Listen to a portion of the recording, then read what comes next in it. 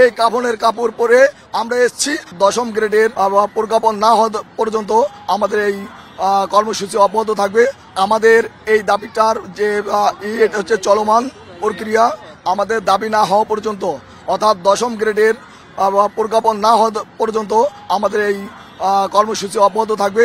আর গতকালকের যে বিষয়টি বললেন সেটি হচ্ছে এটি অনাকাঙ্ক্ষিত সিদ্ধান্ত ছিল, যে সিদ্ধান্তের জন্য আমরা 4.25 লক্ষ শিক্ষক প্রস্তুত ছিলাম না। আর আমরা যেহেতু সাধারণ শিক্ষক, সকলের দাবি 2-4 জন কে কি বললো না বললো সেটা বড় বিষয় নয়। সবচেয়ে বড় বিষয় হচ্ছে আমরা সহকারী শিক্ষক, আমাদের প্রজ্ঞাপন না হওয়া পর্যন্ত, অর্থাৎ 10ম গ্রেডে না হওয়া পর্যন্ত এই কাফনের কাপড় পরে আমরা এসেছি। আমরা আমাদের প্রজ্ঞাপন নিয়েই আমরা ঘরে ফিরবো ইনশাআল্লাহ।